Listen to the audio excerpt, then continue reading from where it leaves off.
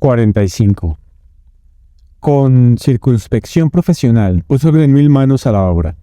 Abrió la mochila, sacó el paño, la pomada y la espátula. Extendió el paño sobre la manta que le había servido de colchón y procedió a untarla con la pasta de grasa. Era un trabajo que requería su tiempo, ya que se trataba de distribuir la grasa en capas de diferente grosor según el lugar del cuerpo que tocarían las distintas partes del paño. La boca, las axilas, el pecho, el sexo y los pies despedían mayores cantidades de aroma que, por ejemplo, las espinillas, la espalda y los codos. La palma de la mano más que el dorso, las cejas más que los párpados, etc. Y por ello debían untarse con más grasa. Así pues, Grenouille moldeaba en el paño de lino una especie de diagrama aromático del cuerpo a tratar, y esta parte del trabajo era para él la más satisfactoria, porque se trataba de una técnica artística que ocupaba al mismo tiempo sentidos, fantasía y manos, y anticipaba de manera ideal el placer del resultado definitivo. Cuando hubo terminado todo el tarro de pomada, dio todavía unos golpecitos aquí y allá, quitó un poco de grasa en un lugar del paño y la añadió a otro, retocó, comprobó una vez más el paisaje engrasado. Con la nariz, no con los ojos, porque todo esto lo hizo en una oscuridad completa, lo cual era tal vez otro motivo para el contento y sereno estado de ánimo de Grenouille. En esta noche en Avilunio, nada le distraía. El mundo era solo olor y un vago rumor de resaca procedente del mar. Estaba en su elemento. Entonces dobló el paño como un papel pintado, de modo que se juntaran las superficies engrasadas. Esta era una operación dolorosa para él porque sabía muy bien que pese a todas sus precauciones, partes de los contornos moldeados se aplanaban y desplazaban, pero no había otro sistema para transportar el paño. Después de doblarlo hasta conseguir un tamaño que le permitiera llevarlo cómodamente, colgado del brazo, se metió en los bolsillos espátula, tijeras y la pequeña masa de madera de olivo y se escabulló hacia el exterior. El cielo estaba nublado. En la casa no ardía ninguna luz. La única chispa de esta noche tenebrosa parpadeaba al este, en el faro de la fortaleza de la Île Sainte-Marguerite, a 1 milla de distancia. Era un minúsculo alfilerazo luminoso en un paño negro. Desde la bahía soplaba un viento ligero con olor a pescado. Los perros dormían. Grenouille fue hacia la fachada que daba a la era y cogió una escalera que había apoyado contra la pared. La levantó y sostuvo en posición vertical, con 3 peldaños bajo el brazo derecho y el resto apretado contra el hombro, y así cruzó el patio hasta que estuvo bajo su ventana, que estaba entreabierta.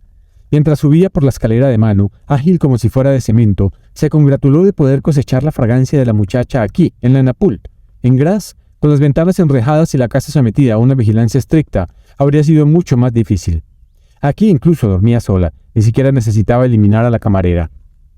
Empujó la ventana, se introdujo en el aposento y dejó el paño a un lado. Entonces se volvió hacia la cama.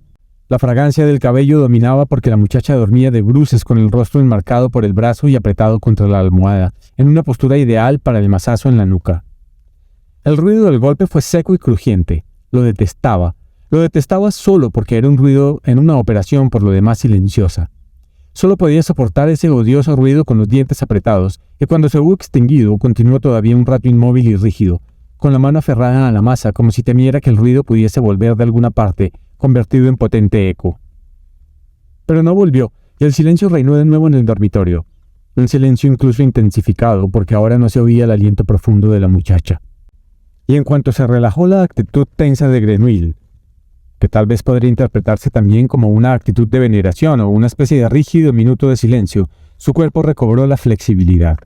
Se guardó la masa y empezó a actuar con diligencia premura. Ante todo desdobló el paño perfumado y lo extendió sobre la mesa y las sillas, cuidando de que el lado engrasado quedara encima y se mantuviera intacto. Entonces apartó la sábana del lecho. La magnífica fragancia de la muchacha, que se derramó súbitamente, cálida y masiva, no le conmovió. Ya la conocía y la disfrutaría hasta la embriaguez más adelante, cuando la poseyera de verdad. Ahora se trataba de empezar cuanto antes, de dejar evaporar la menor cantidad posible.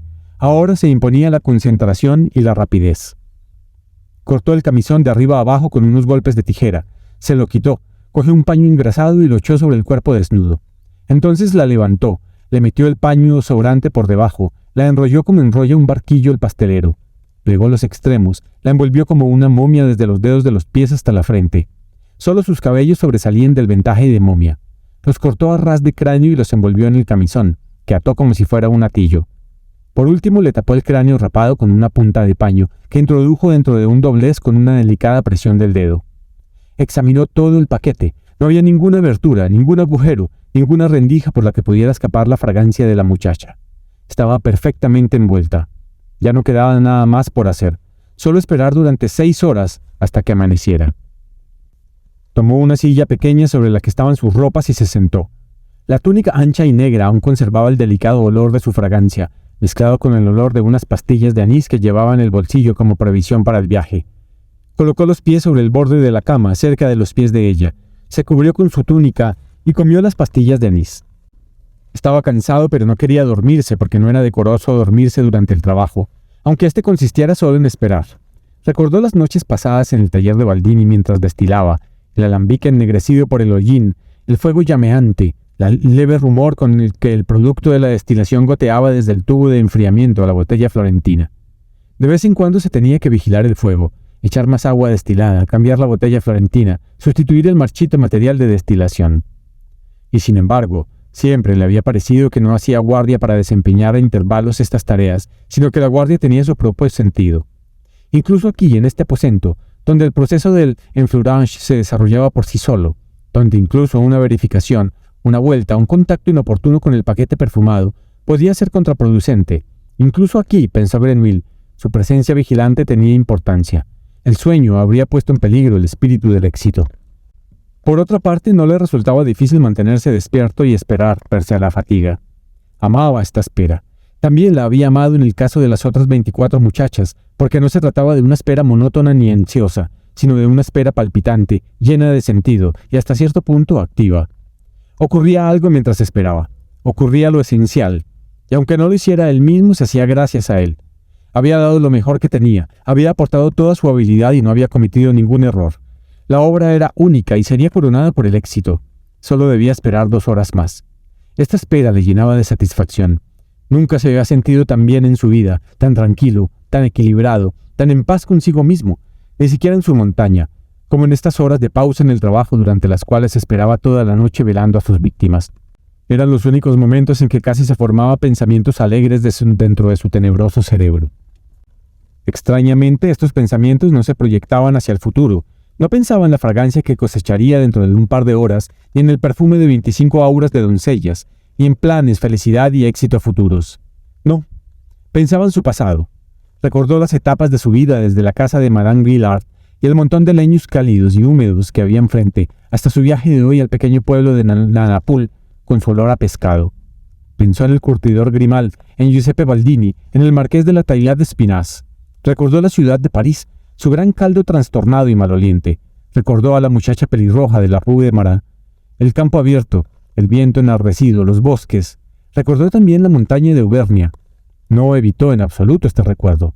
Su caverna, el aire sin seres humanos. También recordó sus sueños. Y evocó todas esas cosas con gran complacencia. Sí, al mirar hacia atrás le pareció que era un hombre especialmente favorecido por la suerte, y que su destino le había llevado por caminos que, si bien habían sido tortuosos, al final resultaban ser los correctos. ¿Cómo, si no, habría sido posible que se encontrase ahora en este oscuro aposento, en la meta de sus deseos? Pensándolo bien, era un individuo realmente afortunado. Le embargaron la emoción, la humildad y el agradecimiento. «Gracias», murmuró. «Gracias, Jean-Baptiste Grenville, por ser como eres». Hasta este punto era capaz de emocionarse a sí mismo. Entonces entornó los párpados no para dormir, sino para entregarse del todo a la paz de aquella noche sagrada. La paz llenaba su corazón, pero se le antojó que también reinaba a su alrededor. Olió el sueño tranquilo de la camarera en el aposento contiguo, el sueño insatisfecho de Antoine Richy al otro lado del pasillo. Olió el pacífico dormitar del posadero y los mozos, de los perros, de los animales del establo, de toda la aldea y del mar. El viento se había calmado. Todo estaba en silencio. Nada perturbaba la paz. Una vez torció el pie hacia un lado y rozó muy ligeramente el pie de Laure. No su pie en realidad, sino la tela que lo envolvía, impregnada de grasa por debajo que absorbía su fragancia, su magnífica fragancia, la de él. 46. Cuando los pájaros empezaron a gritar, es decir, bastante antes del alba, se levantó y terminó su trabajo. Desenrolló el paño apartándolo del cuerpo como un emplasto. La grasa se separó muy bien de la piel. Solo quedaron algunos restos en los lugares angulosos que recogió con la espátula. Secó las últimas huellas de pomada con el propio corpiño de Laure, con el cual frotó el cuerpo de pies a cabeza, tan a fondo que incluso la grasa de los poros se desprendió de la piel en diminutas láminas y con ella los últimos efluvios y vestigios de su fragancia. Ahora sí que estaba realmente muerta para él, marchita, pálida y desmadejada como los desechos de una flor. Tiró el corpiño dentro del paño perfumado, el único lugar donde ella sobrevivía. Añadió el camisón que envolvía sus cabellos y lo enrolló todo, formando un pequeño paquete que se puso bajo el brazo. No se tomó la molestia de cubrir el cadáver que yacía en el lecho, y aunque las tinieblas de la noche ya se habían teñido del gris azulado de la aurora, y los objetos de la habitación empezaban a perfilarse, no se volvió a mirar hacia la cama para verla con los ojos por lo menos una sola vez en su vida. Su figura no le interesaba, no existía para él como cuerpo, solo como una fragancia incorpórea, y ésta la llevaba bajo el brazo y se marchaba con ella. Saltó con cuidado del antepecho de la ventana y bajó por la escalera. Fuera volvía a soplar el viento y el cielo estaba despejado y derramaba una luz azul oscura sobre la tierra. Media hora después, la sirvienta bajó a encender el fuego de la cocina. Cuando salió al patio a buscar leños, vio la escalera apoyada, pero aún estaba demasiado soñolienta para extrañarse de ello. El sol salió poco antes de las 6. Gigantesco y de un rojo dorado se elevó sobre el mar entre las dos islas Lerinas. En el cielo no había ni una nube. Empezaba un esplendoroso día de primavera. Hishi, cuya habitación daba al oeste, se despertó a las 7. Por primera vez desde hacía meses había dormido a pierna suelta y en contra de su costumbre, permaneció acostado un cuarto de hora más. Se desperezó, suspiró de placer y escuchó los agradables rumores procedentes de la cocina. Cuando se levantó abrió la ventana de par en par, contempló el espléndido día, aspiró el fresco y perfumado aire matutino y oyó el susurro del mar. Su buen humor no conoció límites y frunciendo los labios silbó una alegre melodía. Siguió silbando mientras se vestía y también cuando abandonó su dormitorio y con pasos ágiles cruzó el pasillo y se acercó a la puerta del aposento de su hija. Llamó. Llamó 2 veces, muy flojo para no asustarla. No recibió ninguna respuesta. Sonrió. Comprendía muy bien que todavía durmiera. Metió con cuidado la llave en la cerradura y le dio la vuelta, despacio, muy despacio, decidido a no despertarla y casi anhelando encontrarla todavía dormida porque quería despertarla con besos una vez más. Por última vez, antes de entregarla a otro hombre. Abrió la puerta, cruzó el umbral y la luz del sol le dio de pleno en la cara. El aposento parecía lleno de plata brillante. Todo refulgía y el dolor le obligó a cerrar un momento los ojos. Cuando volvió a abrirlos, vio a Laura acostada en la cama, desnuda, muerta, calva y de una blancura deslumbrante. Era como la pesadilla que había tenido la noche pasada en Graz, que ya había olvidado y cuyo contenido le volvió ahora a la memoria como un relámpago. De repente, todo era exactamente igual que en aquella pesadilla, solo que muchísimo más claro. 47. La noticia del asesinato de Lao Geshi se propagó con tanta rapidez por la región de Graz como si hubiera estallado el grito de «El rey ha muerto» o «Hay guerra» o «Los piratas han desembarcado en la costa», y se desencadenó un pánico similar o todavía peor. De improviso reapareció el miedo cuidadosamente olvidado, virulento como en otoño, con todas sus manifestaciones secundarias. El pánico, la indignación, la cólera, las sospechas histéricas, la desesperación. La población permanecía de noche en sus casas, encerraba a sus hijas, vivía tras una barricada, desconfiaba de todos y ya no podía dormir. Todos pensaban que ocurriría lo mismo que entonces, que cada semana habría un asesinato. El tiempo parecía haber retrocedido medio año. El miedo era aún más paralizante que hacía medio año, porque el súbito regreso del peligro que se creía conjurado hacía tiempo hizo cundir entre la gente un sentimiento de impotencia. Si incluso fracasaba el anatema del obispo, si ni siquiera Antoine Richy, el hombre más rico de la ciudad, el segundo cónsul, un hombre poderoso y respetado que tenía a su alcance todos los medios de defensa, había podido proteger a su propia hija, si la mano del asesino no se detenía ni ante la sagrada belleza de Laure, porque de hecho, todos quienes la conocían la consideraban una santa y sobre todo ahora, que estaba muerta, ¿qué esperanza podía haber de burlar al asesino? Era más espantoso que la peste, porque de la peste se podía huir, y en cambio no se podía escapar de este asesino, como demostraba el caso de Richy. Por lo visto, poseía facultades sobrenaturales. No cabía la menor duda de que estaba aliado con el demonio, si es que no era él mismo el demonio. Y, por esto, muchos, sobre todo las almas más sencillas, no encontraron otro consuelo que ir a rezar a la iglesia. Cada uno ante el patrón de su oficio, los cerrajeros a San Luis, los tejedores a San Crispino, los jardineros a San Antonio, las perfumerías a San José. Y llevaban consigo a sus mujeres e hijas, rezaban juntos, comían y dormían en la iglesia, no las dejaban ni de día. convencidos de que el amparo de la desesperada comunidad y presencia de la Virgen eran la única seguridad posible ante aquel monstruo, si es que existía aún alguna clase de seguridad. Otras cabezas más perspicaces, aduciendo que la iglesia ya había fracasado una vez, formaron grupos ocultos, ofreciendo mucho dinero a una bruja autorizada por Goudon. Se escondieron en una de las numerosas grutas de piedra caliza de la región de Grasse y celebraron misas negras para conquistar el favor de Satanás. Otros, distinguidos miembros de la alta burguesía y la nobleza educada, optaron por los más modernos métodos científicos, imantaron sus casas, hipnotizaron a sus hijas y organizaron círculos de silencio fluidal en sus salones, con el fin de conseguir emisiones mentales colectivas que exorcizaran telepáticamente el espíritu del asesino. Las corporaciones organizaron una procesión de penitentes desde Grasse a la Napoule y viceversa. Los monjes de los 5 conventos de la ciudad oficiaban misas permanentes y dirigían rogativas y letanías, de modo que pronto puede oírse en todos los rincones de la ciudad un lamento ininterrumpido, tanto de día como de noche. Apenas se trabajaba. Así esperaba la población de Grasse, en febril inactividad, casi con impaciencia el siguiente asesinato. Nadie dudaba de que se produciría y todos anhelaban en secreto conocer la espantosa noticia, en la única esperanza de que no les afectara a ellos sino a los demás. Las autoridades, por otra parte, tanto de la ciudad como rurales y provinciales, no se dejaron contagiar en esta ocasión por el histerismo de la población. Por primera vez desde la aparición del asesino de doncellas se organizó una serena y provechosa colaboración entre los gobernadores de Grasse, Draguignan y Tolón, y entre prefecturas, policías, intendencias, parlamentos y la marina. El motivo de esta solidaridad de los poderosos fue por una parte el temor de una insurrección general, y por otra, el hecho de que desde el asesinato de Lao Guishi se disponía de un punto de partida que permitía por primera vez una persecución sistemática del asesino. Este había sido visto. Al parecer se trataba de aquel misterioso oficial de curtidor que en la noche del asesinato había pernoctado en el establo de la posada de la Napoule y desaparecido al día siguiente sin dejar rastro. Según las declaraciones concordantes del posadero, del mozo de cuadra y de Guishi, era un hombre de baja estatura y de aspecto insignificante que llevaba una levita marrón y una mochila de lino grueso. Aunque en todo lo demás el recuerdo de los 3 testigos era extrañamente vago, y no sabían describir ni su rostro, ni el color de sus cabellos, ni su voz.